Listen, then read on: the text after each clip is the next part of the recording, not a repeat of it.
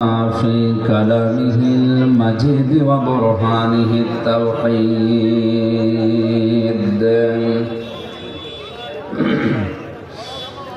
জবান খুলে পড়েন আউযু বিল্লাহি মিনাশ শাইতানির রাজিম বিসমিল্লাহির রহমানির রহিম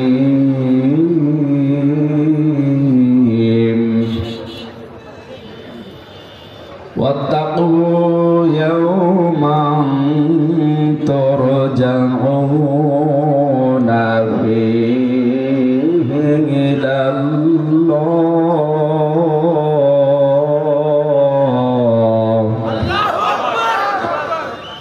সুম্মা তুওয়াফা কুল্লু নাফসিন বিমা কাসাবাত ওয়া হুম লা ইউযলামুন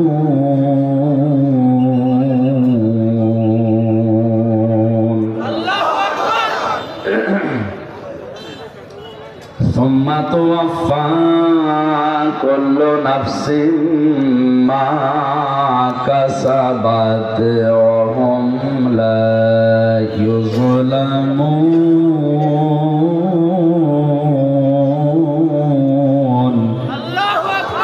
সাদাকতা ইয়া রাব্বানা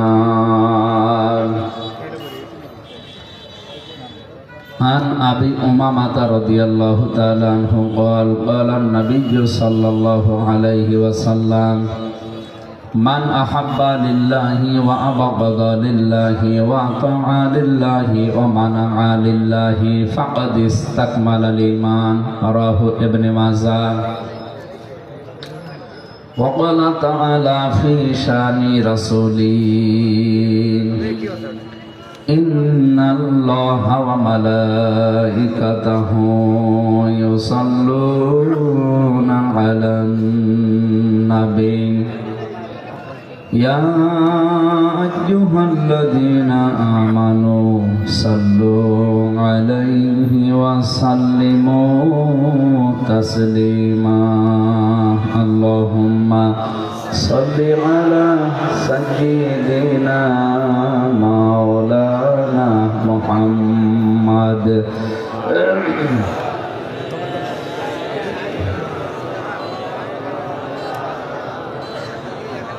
আলহামদুলিল্লাহ বাংলাদেশের ঐতিহ্যবাহী জেলা চট্টগ্রাম বাঁশখালী থানার অন্তর্গত পৈছড়ি প্রেমবাজার সংলগ্ন পশ্চিম পার্শ্বে সপ্তম বাৎসরিক ঐতিহাসিক তাফসিরুল কোরআন মাহফিলের স্বনামধন্য সভাপতি জনাব মাওলানা এএইচএম বদিউল আলম জিহাদি, আলহাজ মাওলানা মোশাররফ হুসাইন, অধ্যাপক মাওলানা জাকির হুসাইন, মাওলানা সুলাইমান সাহেব, আলেমদের হায়াতে তাজ্জেবা সিহাতে কুল্লিয়া কামনা করছি। সকলে বলেন আমিন। তাফসির পেশ করার জন্য এখানে যারা আসবেন, বিশেষ করে চট্টগ্রাম আন্দরকিল্লা শাহী জামে মসজিদের সম্মানিত খতিব আওলাদে রসুল সাইয়্যেদ মাওলানা মোহাম্মদ আনোয়ার হোসেন তাহের জাবেরি আল মাদানী চট্টগ্রাম, আল্লামা তারেক মানোয়ার, আল্লামা কামরুল ইসলাম সাইদ আনসারি, ডক্টর আফাম খালিদ, মাওলানা মুফতি হাফিজুর রহমান জিহাদি, অধ্যাপক মাওলানা বুরহান উদ্দিন, মাওলানা মুহাদ্দিস জামাল উদ্দিন, মাওলানা হিফজুর রহমান, আলেমদের আশা এবং তাদের কথাগুলো সঠিকভাবে বলা আর আমাদেরকে আমল করার তৌফিক যেন আল্লাহ দান করেন। মঞ্চে বসা ওলামা ইকরাম, সামনে বসা মুসলমান ভাইরা, পর্দার আড়ালের সম্মানিতা মা এবং বোনেরা, প্রাণ প্রিয় চট্টগ্রামবাসী, দল মত জাতি বর্ণ ধর্ম নির্বিশেষে কোরআনের অনুষ্ঠানে যারা এসেছি বলছি আলহামদুলিল্লাহ।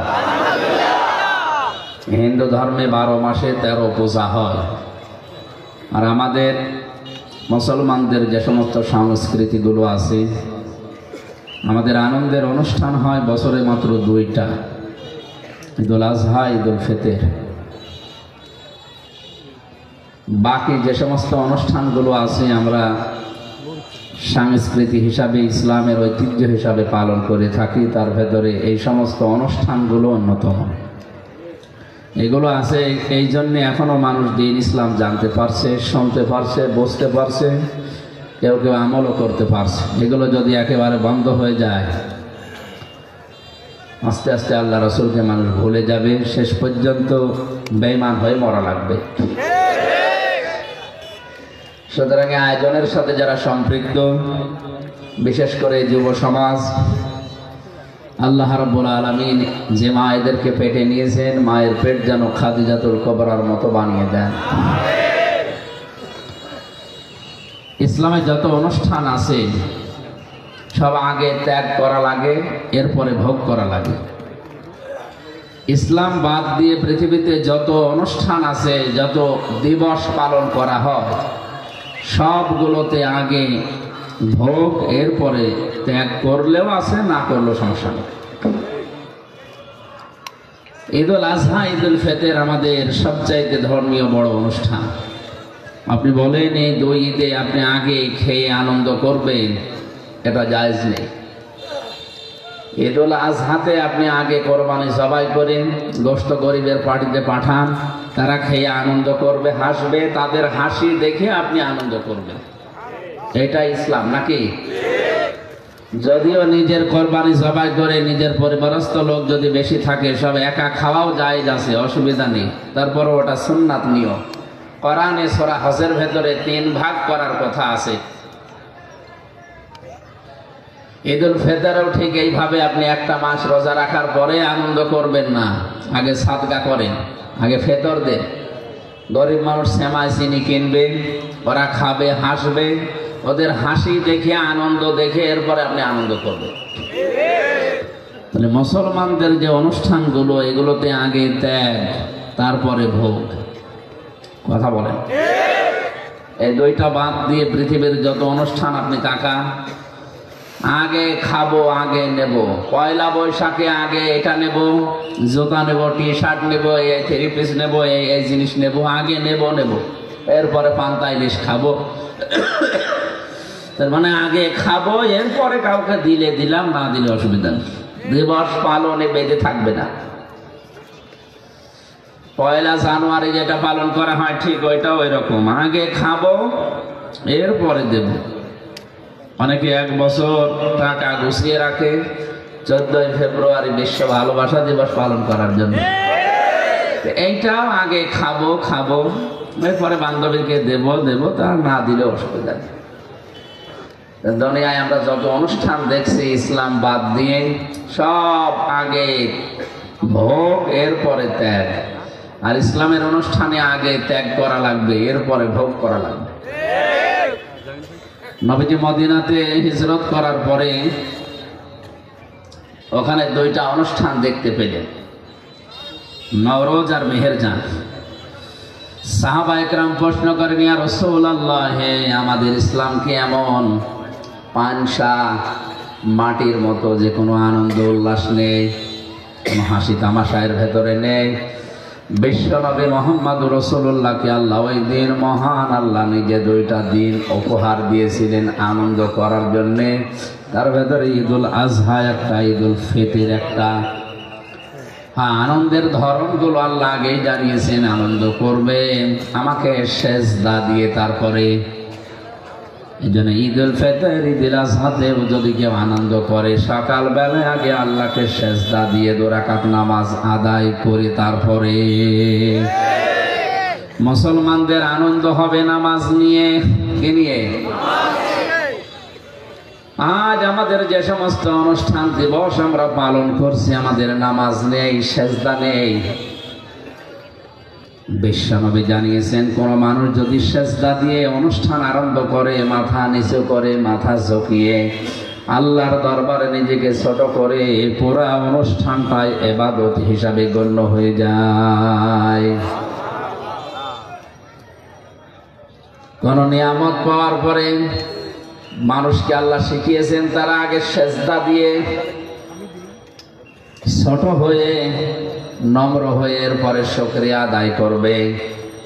ওয়ালাকাদ আতাইনা লুকমানাল হিকমাতা আনিশকুর লিল্লাহ ওয়া মান ইয়াশকুর ফাইন্নামা ইয়াশকুরু লিনাফসিহি ওয়া মান কাফারা ফাইন্নাল্লাহা হুয়াল গনিয়্যুল হামিদ।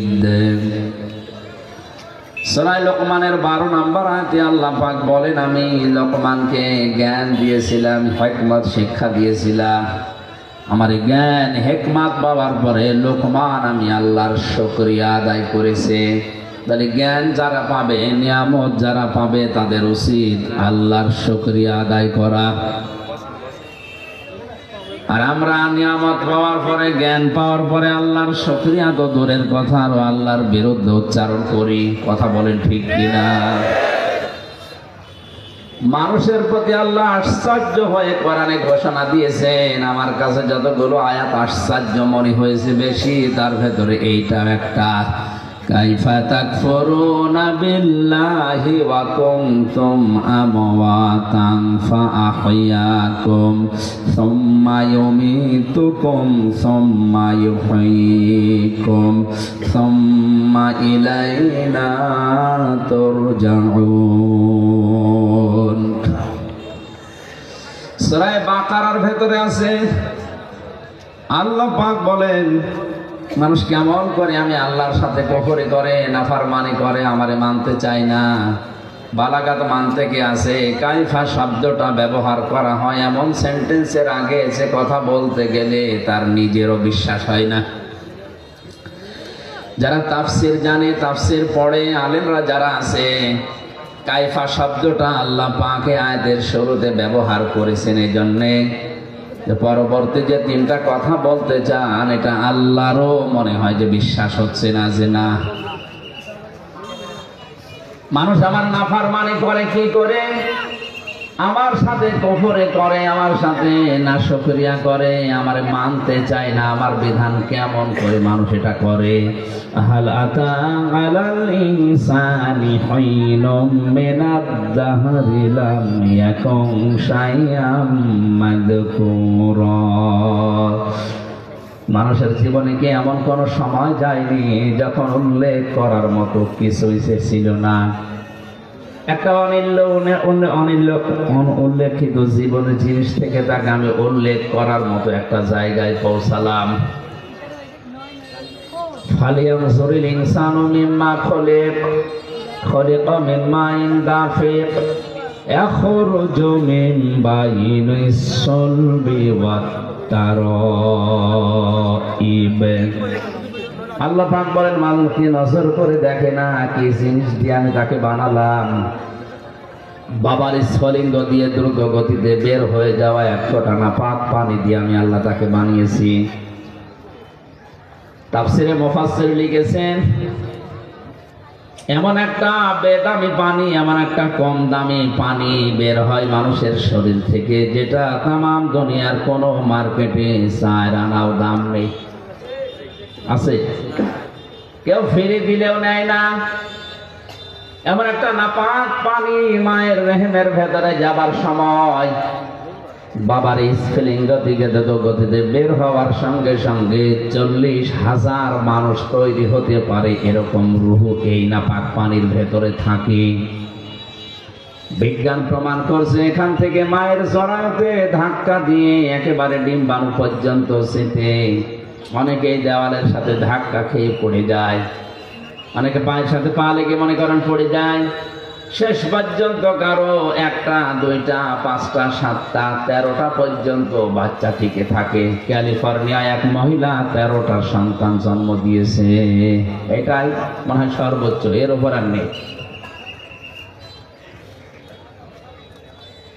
তা আমার জিহাদ ছিল, আমার পরিশ্রম ছিল, আমার প্রতিযোগিতা ছিল, সে একেবারে জন্মের শুরু থেকে আমি আরম্ভ করলাম ওই জায়গা থেকে। মহান আল্লাহ আমাকে 40 দিনের ভেতরে একটা জমাট রক্তে পরিণত করলেন এই বীর্যটাকে। ثم خلقنا النطفة علقة فخلقنا العلقة مضغة فخلقنا المضغة عظاما فكسونا العظام لحما ثم أنشأناه خلقا آخر فتبارك الله أحسن الخالقين। আমি হাদিসটা বারবার বলেছি আলোচনাতে, আজকেও বলছি, কোরআনের কোন আয়াত বোঝার জন্য যদি কেউ মন মানসিকতা নিবিষ্ট করে, ও যদি নাও বোঝে, শুধু চেষ্টা চালায় দেখি বলতে চায় আল্লাহ, তাও 500 রাকাত নফল নামাজের সওয়াব হবে।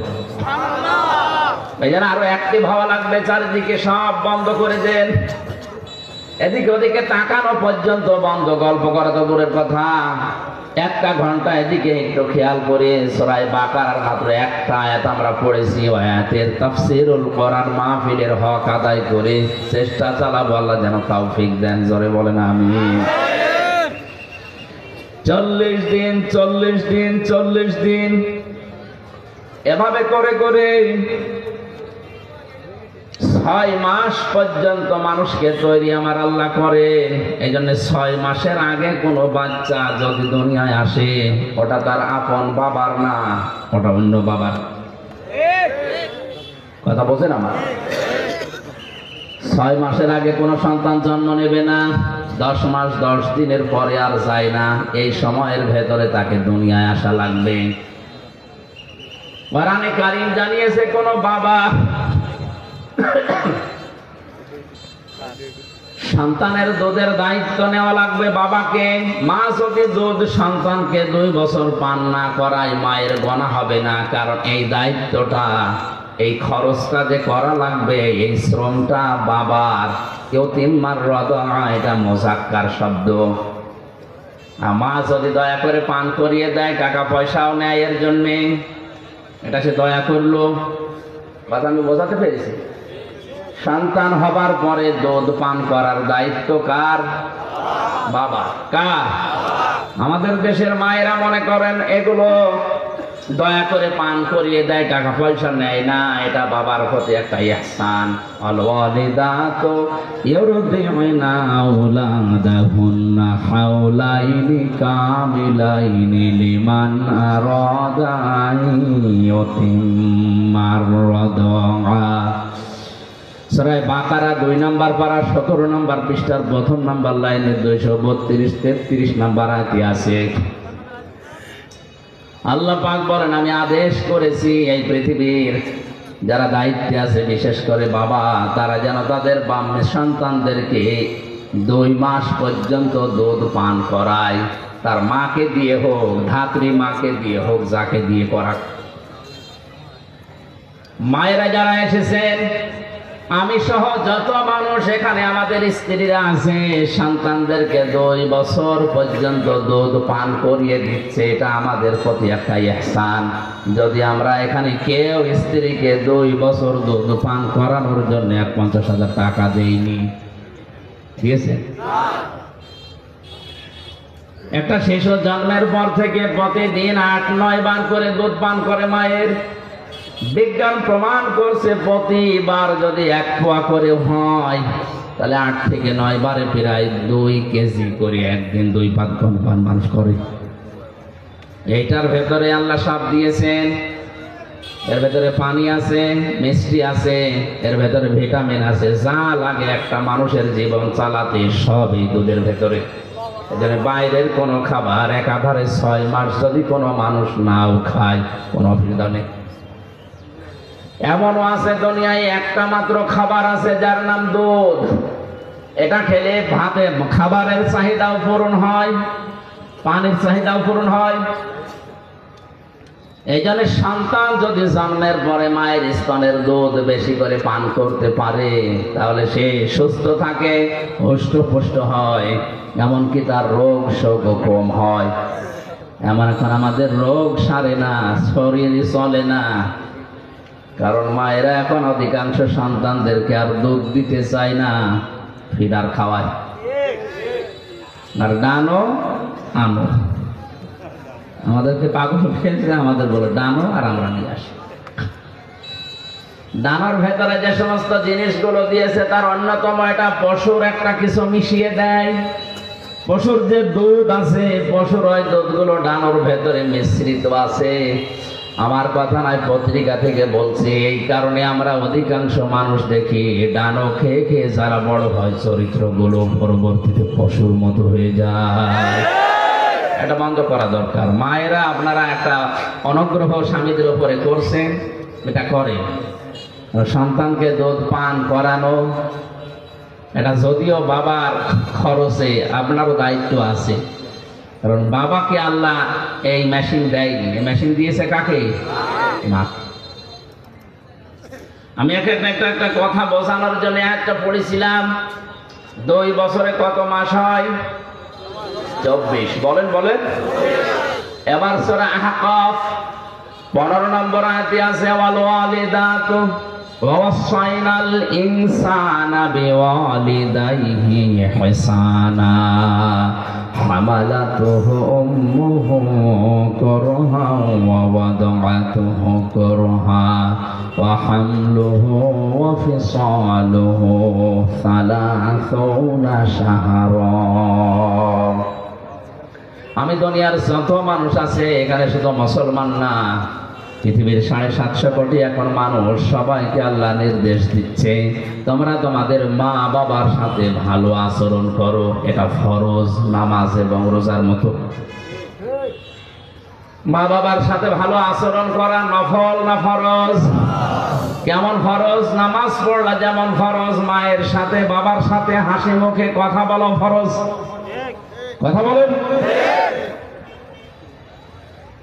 কোরআনে কারিমে আল্লাহ পাক জানিয়েছেন ইম্মা ইয়াবলুগান্না ইনদাকাল কিবারা আহাদুহুমা আও কিলাহুমা ফালা তাকুল লাহুমা উফফিন ওয়ালা তানহারহুমা ওয়া কুল লাহুমা কাওলান কারীমা। তোমাদের মা বাবা একজন অথবা দুইজন যদি বার্ধক্য অবস্থায় পৌঁছে যায়, মাথায় ঝাঁকি দিয়ে বেয়াদবিমূলক কোনো কথা তাদের সামনে বলবা না। তুমি যদি আল্লাহ এবং কিয়ামতে বিশ্বাস করে থাকো, যদি নামাজ পড়ো আল্লাহর জন্য, মায়ের সাথে বাবার সাথে ভালো আচরণ করা লাগবে ওই আল্লাহর জন্য। নামাজ পড়ে রোজা রাখে কিন্তু মা বাবার সাথে আচরণ খারাপ, এ লোকটা জান্নাতে যেতে পারবে না। আরাফ নামক একটা দেওয়াল আছে, ওই দেওয়ালের উপরে বসে থাকবে।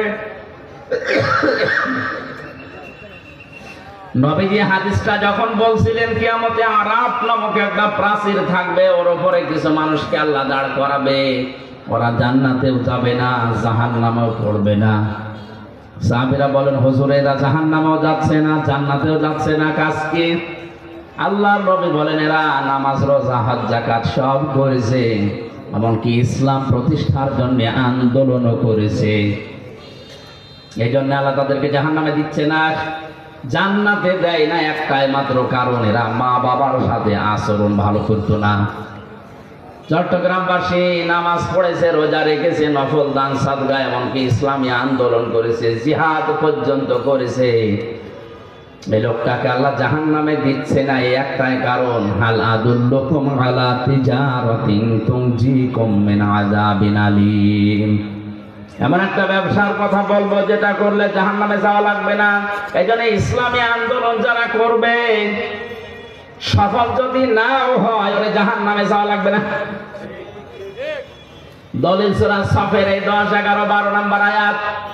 তুমিনুনা বিল্লাহি ওয়া রাসূলিহি ওয়া তুজাহিদুনা ফি সাবিলিল্লাহ বিআমওয়ালিকুম ওয়া আনফুসিকুম যালিকুম খায়রুল লাকুম ইন কুনতুম তা'লামুন।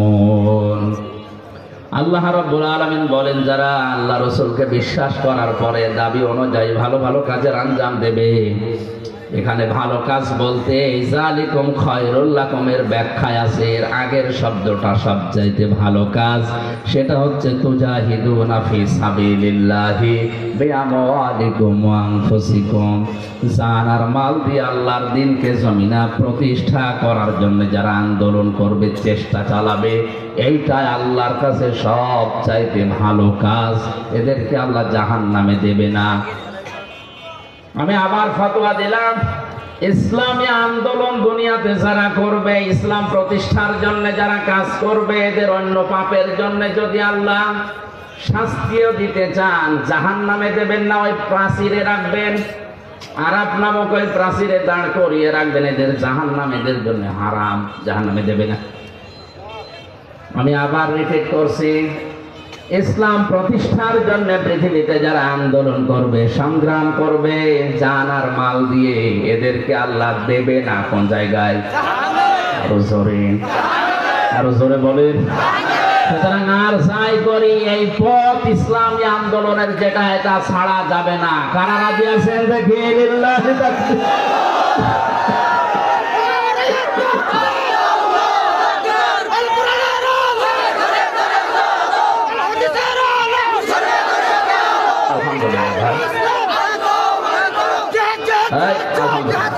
আমি আপনাকে বাঁচাতে চাই। আরাফ নামক এই প্রাচীরে যারা দাঁড়িয়ে আছে, এদেরকে জাহান্নামে দিচ্ছে না কেন? নবীজি বললেন এরা ইসলামী আন্দোলন করতো, জিহাদ করতো, এই কারণে দিচ্ছে।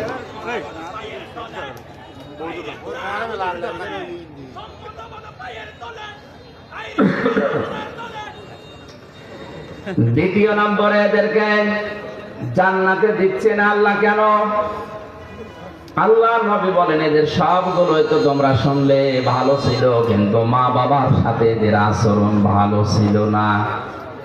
চট্টগ্রামবাসী, এই কথাটা কত কঠিন। জাহান্নামে দিচ্ছে না ইসলামী আন্দোলন করার কারণে, আর জান্নাতে দিচ্ছে না মা বাবার সাথে আচরণ খারাপ করার কারণে। হাদিসের শেষে কিন্তু আর নবী বলেননি এদেরকে আল্লাহ জাহান্নামে দেবে না, জান্নাতে যাওয়ার বলেননি, ওই পর্যন্ত শেষ। এবার বলেন তো, এইরকম আচরণ করে যদি কপাল নিয়ে কেউ যায়, আর যদি আরাফ নামক ওই প্রাচীরে আবাদান আবাদান থাকা লাগে, ওর চাইতে জান্নাতেও যেতে পারছে না, জাহান্নামও যাবে না, কপাল পোড়ার কেউ আছে? এই দুইটা জায়গা খুব সেন্সিটিভ, খুব খেয়াল রাখা লাগবে। এই দুইটা জায়গায় জায়েজ কোনো কাজে যেন মা বাবা নারাজ হয়ে না যায়। মায়ের কথা মতো বউ তালাক দেওয়া জায়েজ আছে না নেই?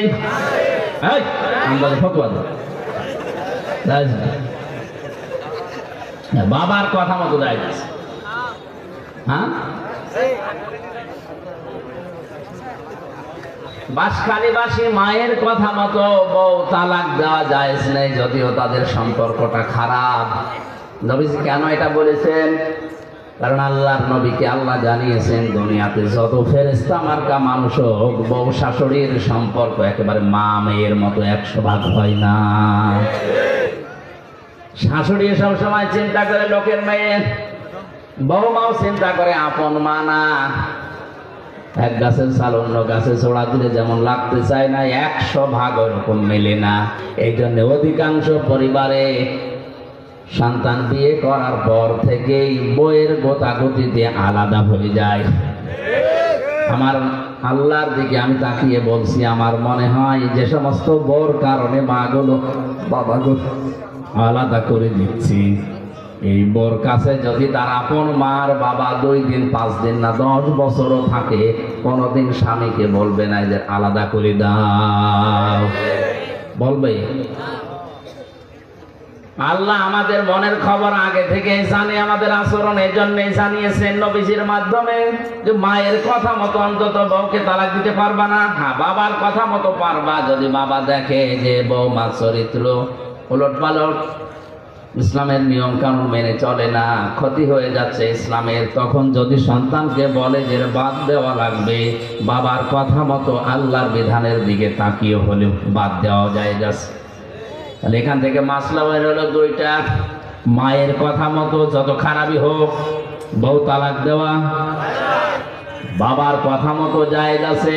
হযরত ওমরের সন্তানকে হযরত ওমরের কথা মতো আব্দুল্লাহ তালাক দিয়েছিল। হযরত ইব্রাহিম আলাইহিস সালামের ইঙ্গিতে ইসমাঈল নবী আলাইহিস সালাম তার স্ত্রীকে তালাক দিয়েছিল। কথা বলেন না কেন? আমি কথা বলছিলাম মা বাবার সাথে আচরণ খারাপ করা ভালো করার বিষয়ে বলতে বলতে আল্লাহ শেষ পর্যন্ত এমনও জানালেন, কথা যদি বলতে চাও উঁচু গলায় মাথা উঁচু করে কর্কশ ভাষায় তো বলবাই না, কথা বলতে চাইলে মাথা নিচু করে প্রেসিডেন্টের সামনে প্রধানমন্ত্রীর সামনে দাঁড়িয়ে যেভাবে নরম সরে বলো, ঠিক ওই কায়দায় বলো। আল্লাহ তা কায়দা শিখিয়েছেন। দেখেন তো পরের আয়াতে, অখফিদ লাহুমা জানাহাজ যুল্লি মিনার রাহমা ওয়াকুর রাব্বিরহামহুমা কামা রাব্বায়ানি সাগীরা। জবান খুলে এই ময়দানে আল্লাহর শেখানো দোয়াটা একবার পড়েন, রব্বিরহামহুমা কামা।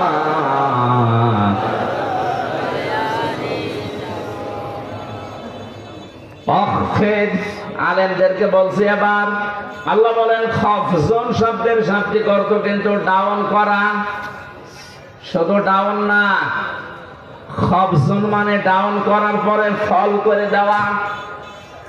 আল্লাহ বলেন ডাউন করবা, এরপরে ফল করবা। কি? জানাহাজ যুল্লি, বিনয়ের ডানা। কিসের ডানা? মানুষের ডানা হয়? হ্যাঁ, না ডানা হয়। মানুষের তো হাত, মানুষের ডানা নেই। আল্লাহ ডানা ধার করে এনে এই জায়গায় লাগিয়েছেন। বালাগাত মান থেকে একটা চ্যাপ্টার আছে, আল্লাহ কেন ডানা ধার করে নিয়ে এসে আমাদেরকে দিলেন। আমাদের তো বাহু আছে, বাহু বল। আমাদের হাত আছে, ইয়াদুন শব্দটার মানে হাত। আল্লাহ ইয়াদুন মনে হয় জানে না। আল্লাহ জানা এখন দিয়েছেন। ডানা শব্দ এই জন্য দিলেন কারণ ডানার ভেতরে পর থাকে। এটা মোলায়েম, সফট, নরম, কোমল, এটা আরামদায়ক। আর হাতের ভেতরে আছে হাড়, এটা এত শক্ত, যদি মোট করে কেউ পিঠের ওপরে লাগায় বলবে কি লাগাতা, ওই 65 না 100। এর ভেতরে যেহেতু নরম কিছু নেই, আপনার আচরণ যেন সফট হয়, কোমল হয়। আল্লাহ এটা বোঝাতে পাখির ডানা ধার করে আমাদেরকে শুধু দেননি, আল্লাহ বলেন খফজন করবে তোর এই ডানা।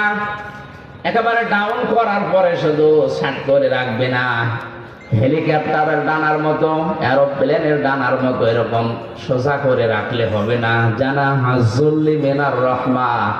আল্লাহ হেলিকপ্টার এরোপ্লেনের কাছ থেকে ডানা নেননি, নিয়েছেন পাখির কাছ থেকে।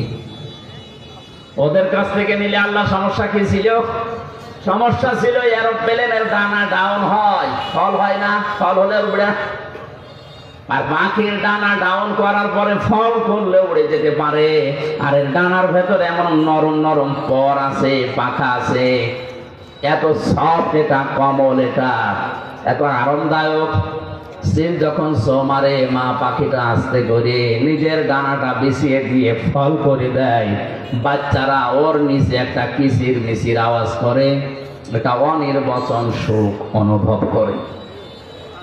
আল্লাহ দুনিয়ার মানুষকে উদাহরণটা দিয়ে বোঝাতে চেয়েছেন, পৃথিবীর মানুষেরা তোমার মা বাবা শেষ বয়সে এসে যখন তোমার আন্ডারে আসবে, তোমার এই ডানার নিচে থাকার পরে যেন মনে করে যে আমার হামজা থাকতে আমার আর অসুবিধা নেই। হ্যাঁ, কথা বলেন না কেন? এরকম মনে করতে পারছে? বলেন বলেন না। এরকম মনে করতে পারছে না, সেই পরিবেশ নেই। আজ কাদের কারণে? আমি যতগুলো কারণ পেয়েছি তার অন্যতম কারণ হচ্ছে অধিকাংশ বাড়িতে তার বউ না। এলাকায় এখন এরকম নেই। আর এই বউকে বারবার কান পড়া দেয় এর বড় মা আর ওর বড় বোন, আর ওরা আশপাশের ভাবি যারা আছে তারা। আর কতদিন থাকবা? আলাদা হও, আরামে খেতে পারবা। এরকম কার কার বউকে দেয়? একটু হাত তোলেন তো। এই হাদিস মনে হয় এই এলাকায় বলা ঠিক হইল না, এটা আমাদের কুষ্টিয়ায় আছে।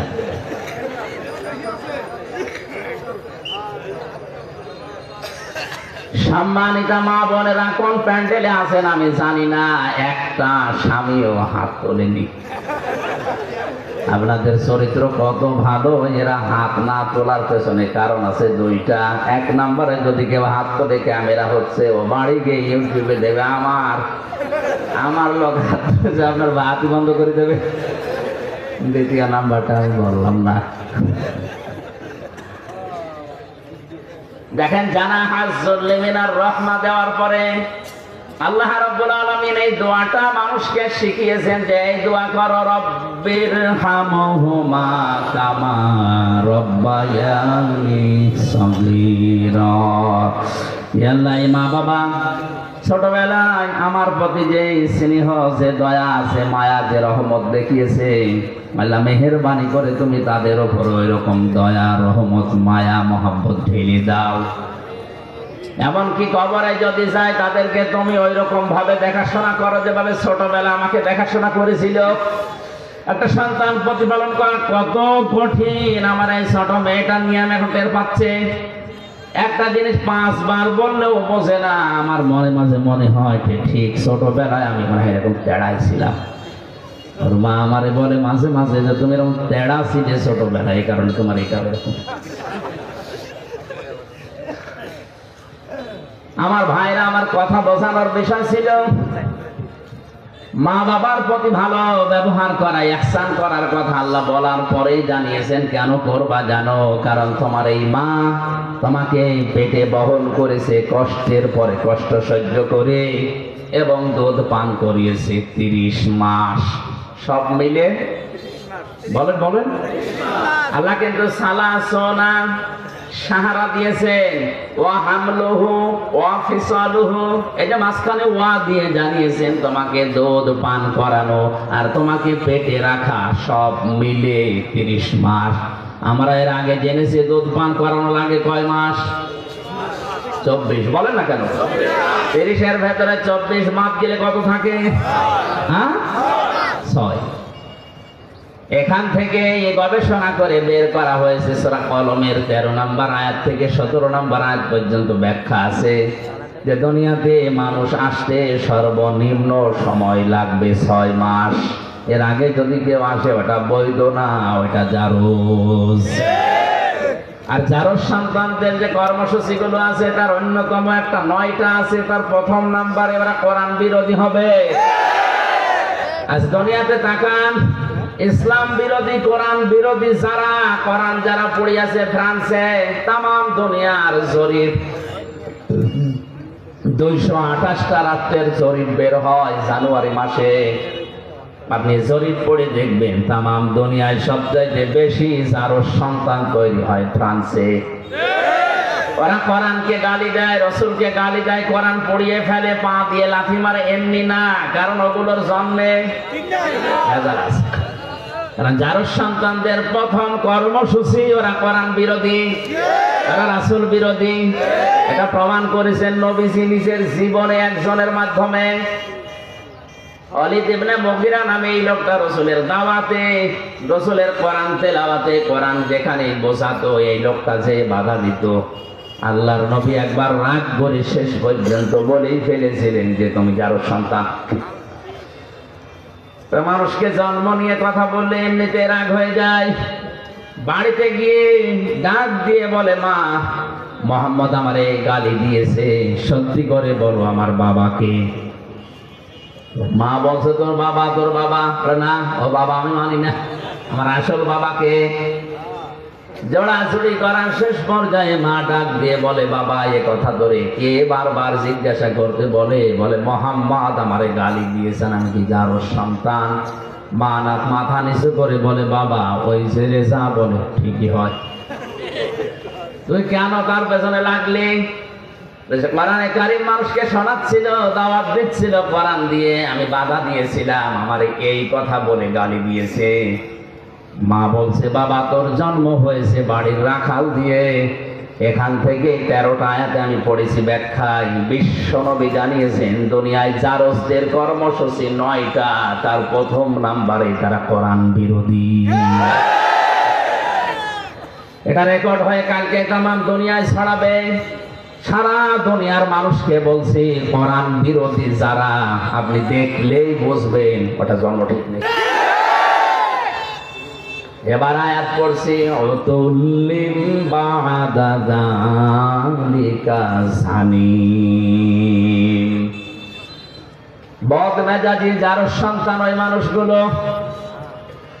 আমার ভাইরা, আমি কথা বলছিলাম 6 মাস পরে আমার আল্লাহ তখন রূহ দেয় মানুষের ভেতরে। রূহ মানে আল্লাহর একটা হুকুম। ইয়াসআলুনাকা আনির রূহ কুলির রূহু মিন আমরি রাব্বি। হে নবী, ওরা যদি জিজ্ঞাসা করে রূহটা আবার কি, 6 মাস পরে যেটা মানুষকে দেওয়া হয়, আপনি বলবেন এটা আল্লাহর হুকুম। এটা কি? আল্লাহর হুকুম। এই হুকুমটা আপনার ভেতরে আছে, এজন্য নড়াচড়া করেন। হুকুমটা বের হয়ে গেলে আপনার নামের আগে একটা টাইটেল যোগ হবে, মরহুম হামজা। কথা বলেন। তাহলে যেটা আছে এটা আমার ভেতরে কার হুকুম? এই হুকুম কার? বিজ্ঞান প্রমাণ করে সারা শরীরের ভেতরে অনেক কিছু পর্যন্ত তারা ধরতে পেরেছে, কিন্তু রূহটা কি কোথায় থাকে আজ পর্যন্ত বের করতে পারেনি। কারণ এই হুকুমটা কার? আল্লাহ পাক বলেন, আমি যখন হুকুম করব বের হয়ে আয়, তামাম দুনিয়া মিলে আটকে রাখতে পারবে না। আর আমি এটা করার জন্য 14 জন ফেরেশতা নিয়োগ করব তাও না। ইন্নামা আমরুহু ইযা আরাদা শাইআন আইয়াকুলা লাহু কুন ফায়াকুন। আমি যখন কোন কাজের ইচ্ছা করি, ইরাদা করি, তখন বলি কোন হও, সঙ্গে সঙ্গে কাজটা হয়ে যায়। মানুষের ভেতরে আল্লাহ রূহ দেওয়ার পরে খাবারের উদ্রেক তখন দেখা দেয়। খাবারের প্রয়োজনে দুনিয়ার কোন মানুষ সেখানে কিছুই পাঠাতে পারে না। আল্লাহ নিজের পক্ষ থেকে মায়ের মাসিক অসুখ বন্ধ করে দিয়ে খাবারের ব্যবস্থা করেন।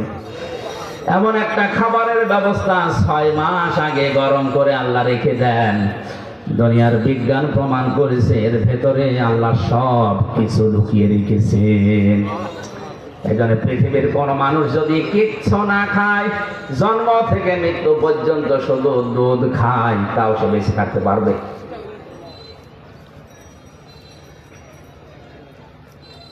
আল্লাহ রাব্বুল আলামিন মানুষকে মায়ের পেট থেকে এবার বের করবেন, খাবারের ব্যবস্থা করে দিলেন, তাও নাভির সাথে নাভি দিয়ে, মুখ দিয়ে নাপাক রক্ত দেননি। তাফসিরে মুফাসসির লিখেছেন নাপাক রক্তটা না মুখ দিয়ে না দিয়ে নাভির সাথে দিয়েছেন। এই জন্যে দুনিয়ার মানুষকে আল্লাহ জানাতে চায়, বান্দা নাপাক জিনিসদের মুখ দিয়ে দিলাম না, দুনিয়ায় যে এই মুখটা দিয়ে আমি আল্লাহর কোরআন পড়বি, আমি আল্লাহর নামের জিকির করবি। অথচ মানুষ এত নেমো খারাম, এত হারামি, এত খারাপ দুনিয়ায় আসে আল্লাহর ওই বানানো সুন্দর পবিত্র মুখটা দিয়ে হারামি জিনিস এই মুখ দিয়ে প্রবেশ করাচ্ছে। যত রকমের হারাম জিনিসে মুখ দিয়ে প্রবেশ করায় আল্লাহ এই জন্য কাইফা শব্দটা দিয়েছেন। আমি এই শব্দের ব্যাখ্যা করতে গিয়ে একটু চলে গিয়েছিলাম। আল্লাহ বলেন কাইফা তাকফুরুনা বিল্লাহ, কেমন করে আমার সাথে নাফরমানি করো? আমার তো বিশ্বাস হতে চাই না, কারণ যে পর্যায়ে ছিলে এখান থেকে এ পর্যন্ত আনতে কেউ ভূমিকা পালন করেনি। তোমার মা বাবার দায়িত্ব ছিল শুধু বিছানায় থাকা, বাকি যা করার করেছে কি? এতটুকু আল্লাহ শেষ করেননি। আল্লাহ রাব্বুল আলামিন বলেন মানুষদেরকে আমি মায়ের পেট থেকে এবার আস্তে করে বের করে আনার জন্য ফেরেশতাদেরকে যারা নিয়োজিত আছে সিদ্ধান্ত দেই যে যাও, ওয়াল্লাযী আল্লাহু আখরাজাকুম মিন বুতুনি উম্মাহাতিকুম লা তা'লামুনা শাইআ। মায়ের পেট থেকে আস্তে করে আমি বাচ্চার আকারে বের করে আনি এমন অবস্থায় যখন সে কিছুই জানতো না। ওয়াজআলা লাকুমুস সামআ ওয়াল আবসারা ওয়াল আফইদা লাআল্লাকুম তাশকুরুন। শ্রবণ শক্তি, দর্শন শক্তি, বাক শক্তি, আকেল শক্তি, ঘ্রাণ শক্তি, এই 5টা আমি আল্লাহ রব নামের কারণে মানুষকে দান করি। আল্লাহ কি করেন বলেন? বলেন। আল্লাহ আপনাকে দয়া করে দান করেছেন। এটা যদি আল্লাহ আমাদেরকে দান না করতো তাহলে আমি কানা হয়ে আসতাম। বলেন না কেন? আমি যদি শ্রবণ শক্তি না পেতাম তাহলে কালা হয়ে আসতাম। যদি দর্শন শক্তি না পেতাম তাহলে মানুষ আমারে কানা অন্ধ বলে ডাকতো। যদি আমি আকেল শক্তি না পেতাম দুনিয়ায় আল্লাহ পাঠাতেন ঠিক, কিন্তু পাগল হয়ে আসতাম। ইয়াখরুজু মিন বাইনিস সুলবি ওয়াত তারাইব এই শব্দের ব্যাখ্যায় ডক্টর মরিস বোকাইলি আমি অনেকগুলো তাফসীরে পেয়েছি, কিন্তু এই জায়গায় যে উনি বিজ্ঞান সায়েন্স এবং বাইবেল নিয়ে একটা বই লিখেছিলেন, ওখানে আয়াতের ব্যাখ্যা করতে গিয়ে সুন্দর একটা তথ্য দিয়েছেন। লিখেছেন মায়ের নাপাক পানির ভেতরে বাবার নাপাক পানি প্রবেশ করে আমার আল্লাহ 4-8টা জিনিস বানান। চুল, রগ, হাড় আর পর্দা, রক্ত, গোশত, চর্বি আর চামড়া। মায়ের ওই নাপাক জিনিস বাবার ওই নাপাক জিনিস দিয়ে 4-8টা জিনিস হয়। বিজ্ঞান এখন জানিয়েছে মানুষ তৈরি করার জন্য কমপক্ষে 13টা উপাদান লাগবে। কয়টা? মার বাবা দিয়েছিল 8টা, ওইটাও আল্লাহ বানিয়েছে। আর আল্লাহ নিজের পক্ষ থেকে মানুষের ভেতরে আরো 5টা জিনিস স্পেশাল ভাবে দেয়। এটা কিছুক্ষণ আগে যেটা সূরা নাহলের 78 নম্বর আয়াতের শেষের দিকের অংশ দিয়ে বললাম, ওয়াজআলা লাকুমুস সামআ ওয়াল আবসারা ওয়াল আফইদা। এখানে 3টা আছে, আর সূরা নূরের ভেতরে আছে 2টা। এই 8, 5, 13টা জিনিস যখন এক হয়ে যায়, ফেরেশতারা জিজ্ঞাসা করে রব্বুল আলামিন এটাকে কি আমরা এখন ছেলে বানাবো না মেয়ে বানাবো? সিদ্ধান্ত দেওয়ার মালিক কে? যারা মেয়ে হলে বা ছেলে হলে রাগারাগি করে স্ত্রীর সাথে, রাগারাগি স্ত্রীর সাথে না, ও যেন করছে প্রকারান্তি আল্লাহর সাথে। কারণ এর দায়িত্ব তো আপনার মা বাবার না, স্ত্রীর না, স্বামীরও না, দায়িত্ব কার? ফেরেশতারা কমপ্লিট করে জিজ্ঞাসা করে আল্লাহ যদি বলেন ছেলে বানাও, দুনিয়ার তামাম একদিক হয়ে গেল, এই সিদ্ধান্ত নড়াতে পারবে না।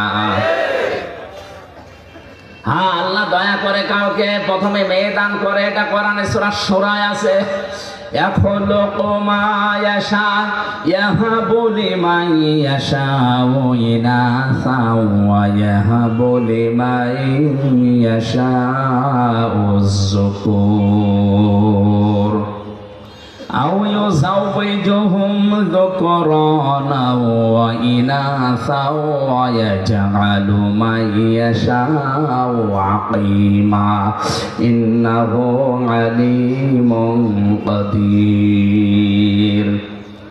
তিনি সৃষ্টি করেন, কাউকে মেয়ে দেন, কাউকে ছেলে দেন। আগে কার কথা?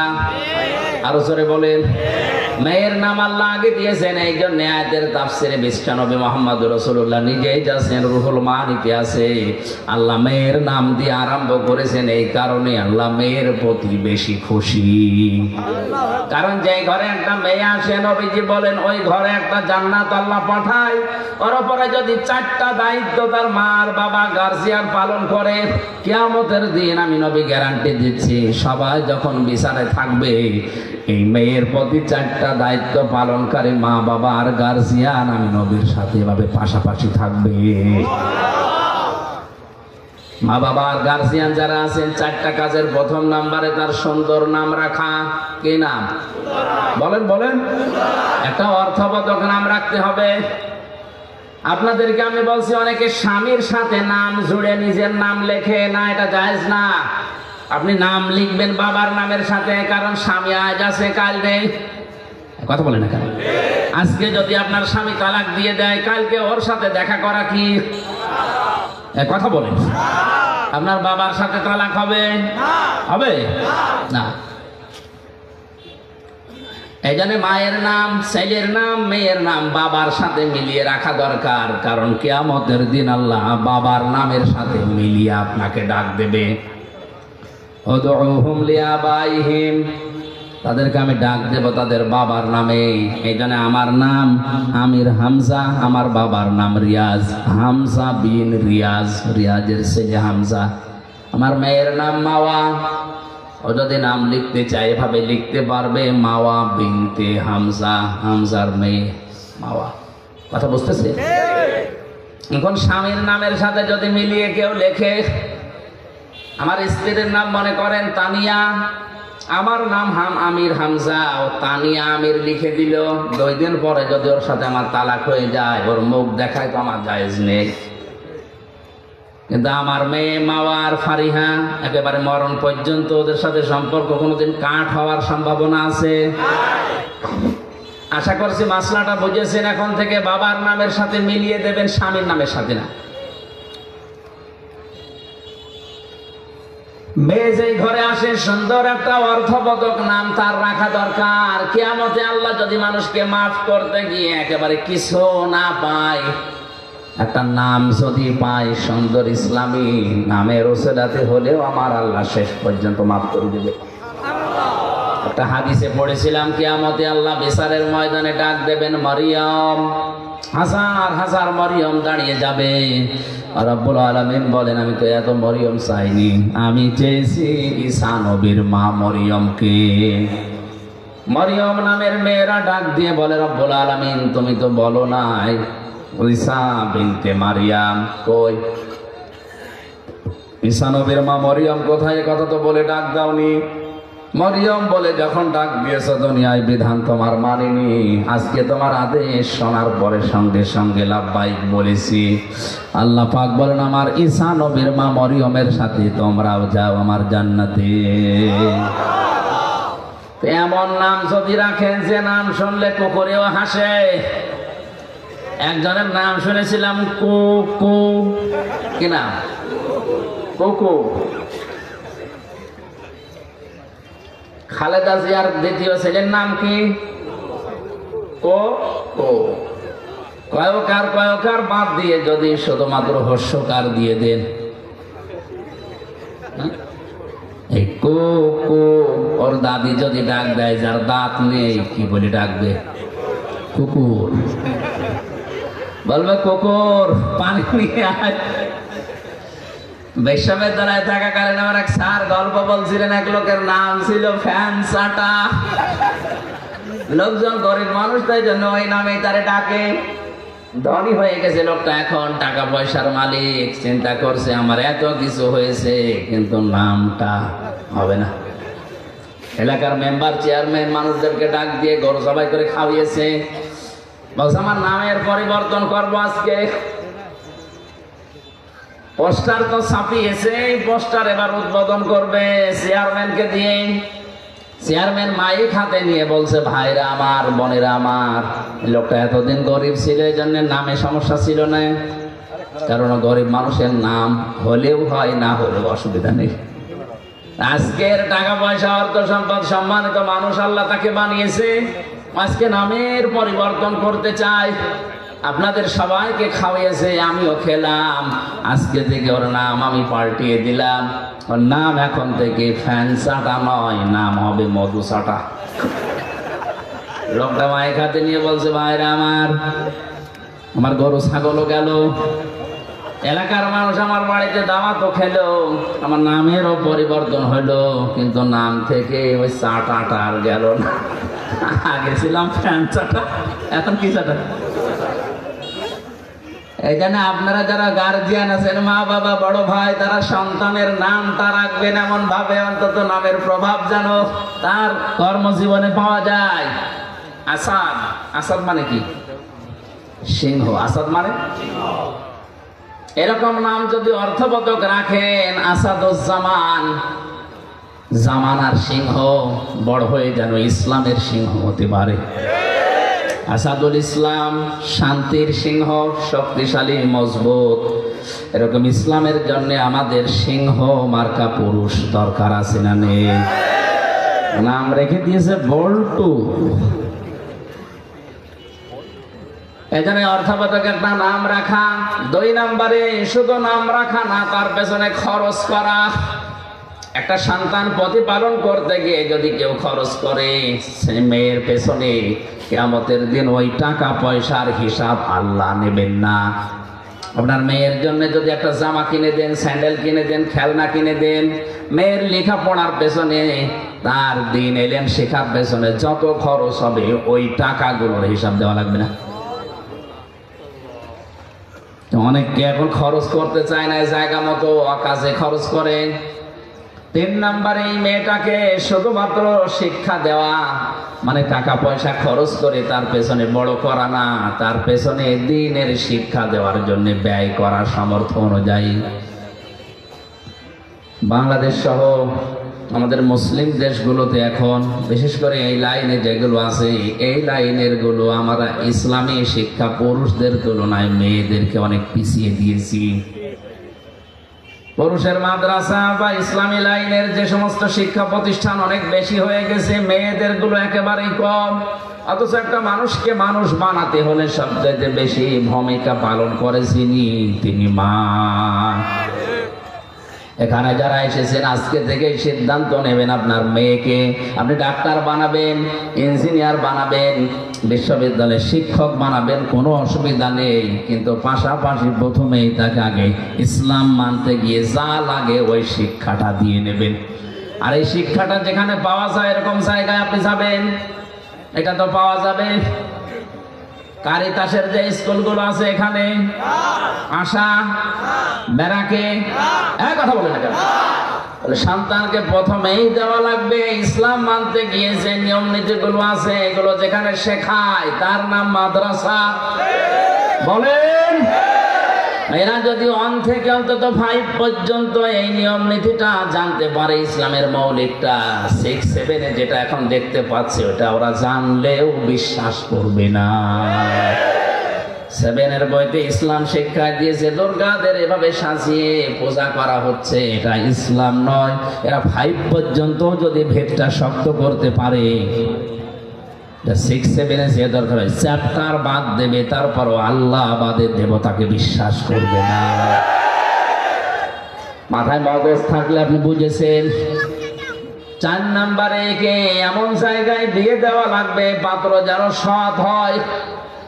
আমরা অনেকে আছি এখন সন্তানকে বিয়ে দেওয়ার জন্য মা বাবার তুলনায় দেখা যাচ্ছে জিজ্ঞাসা করে ঘটক সাহেবকে যে আমার এই ছেলের যে জামাই বানাবো এর ওপরই কামাই আছে, তো একটা হারাম জায়গা দেখে যদি স্বতঃস্ফূর্ত ভাবে জেনে বুঝে কোনো সন্তানকে আপনি হাতে তুলে দেন, আল্লাহর কসম ওই মেয়েটা কোনোদিন শান্তিতে থাকবে না। গভীর রজনীতে আপনার জামাই আসবে ডাল খেয়ে, লাল পানি খেয়ে, ওই সংসারে শান্তি থাকবে? একটা ভ্যান চালকের সাথে বিয়ে দেন, তার চরিত্র যদি ভালো থাকে, 5 ওয়াক্ত নামাজ অন্তত পড়ে, আর কষ্ট হয় তার শরীরকে চালাতে, সংসার চালাতে, কিন্তু রাত 12টার সময় ও লাল পানি খেয়ে মদ খেয়ে ঘরে আসবে না। বহু ধনী ধনী মানুষের সাথে আমি মিশে দেখেছি, ওপরে ফিটফাট, ভেতরে সদরঘাট, শান্তি নেই। বাড়ি যায় রাত 1টার সময়, নিজের বউ বাদ দিয়ে অন্যের স্ত্রীর সাথে ফুর্তি করে বাড়ি গেছে, যে দেখে নিজের যুবতী মেয়ে পেট নিয়ে বসে আছে। কি গো, কার? আল্লাহ দিয়েছে। এজন্য শিক্ষা ব্যবস্থায় আমাদেরকে এমন ভাবে তৈরি করে দেওয়ার দরকার, প্রাথমিকটা যেন বড় হয়ে অন্তত উল্টা পাল্টা লাইনে যেতে না পারে। আমার ম্যাডাম তো ইসলামী বিশ্ববিদ্যালয় থেকে অনার্স মাস্টার্স করা, অথচ ওর সাথে অন্যান্য সাবজেক্টের অনেকেই বিয়ের আগেই বাচ্চা জন্ম দিয়েছে। জোরে বলেন নাউজুবিল্লাহ। এ দোষ শুধুমাত্র ওদের না, সন্তানকে যদি এভাবে ছোটবেলা থেকে অন্তত ইসলামের মৌলিকটা শিখিয়ে দিতে পারতেন, বিশ্ববিদ্যালয় না অক্সফোর্ডে যাওয়ার পরে ওর শরীরকে হেফাজত করত। কিন্তু দিনটা এমন খারাপ আসতেছে সামনে, এমন পর্যায়ে আমরা পৌঁছে যাচ্ছি, এভাবে যদি ইসলামী শিক্ষা নিয়ে ষড়যন্ত্র হতেই থাকে আর শিক্ষা ব্যবস্থা যদি এভাবে চলতে চলতে আমাদের আয়ত্তের বাইরে চলে যায়, কিছুদিন পরে আপনার যুবক ছেলে মদ খেয়ে আপনার বাড়িতে আসবে, আপনি কিছু বলতে পারবেন না। আপনার বিশ্ববিদ্যালয়ের পড়ুয়া মেয়ে পেট নিয়ে আসবে, আপনি কিছু বলতে পারবেন না। ইসলামী শিক্ষা দেওয়ার পাশাপাশি সন্তানদেরকে সৎ পাত্রে পাত্রস্থ করার তৌফিক আল্লাহ আমাদের দান করেন। এই 4টা কাজ যদি আমাদের গার্জিয়ানরা করি, অন্য কোনো আমল যদি আমাদের কম থাকে, একেবারে নাও থাকে, তাও অসুবিধা নেই, ফরজটা ঠিক রাখবে। এর পাশাপাশি যে দায়িত্বগুলো নবীজি দিয়েছেন সন্তানের প্রতি, এগুলো থাকলে কিয়ামতের ময়দানে মহান আল্লাহ আমাদেরকে নবীজির সাথে পাশাপাশি জান্নাতে রাখবেন। জোরে বলেন আমিন। আমি কায়ফা শব্দের ব্যাখ্যা করতে গিয়ে এই সিটিপিটি কথা বলেছিলাম। মানুষের এই যে জন্ম থেকে শুরু করে পর্যন্ত আল্লাহ এগুলো আশ্চর্য হয়ে যায় যে নাফরমানি করে কি করি। এরপরে তোমাদেরকে আমি জীবন দিয়েছি, এরপরে মরণ দেব, আমার কাছে আবার ফিরে আসা লাগবে। আমাদের আনন্দের বিষয় আজকে থেকে আমরা নির্ধারিত করে নেব বা নিলাম, এখন থেকে মরণ পর্যন্ত আনন্দ হবে শুধুমাত্র কোরআনের সাথে সম্পর্ক আছে যেটা, ওইটা নিয়ে। আজকের সম্পর্ক কিসের সাথে? আমির হামজার সাথে। আল্লাহ আমাদেরকে কোরআন নিয়ে আনন্দ করা তৌফিক দিন। আমি মনে হয় বেশি বলে ফেললাম, আজকে মাগরিবের সময় হয়ে যাচ্ছে। বারবার ওই কমিটি আরেক জায়গায় অনুষ্ঠান আছে তো কল দিচ্ছে। এর পাশে আর একটা মাহফিল আছে এশার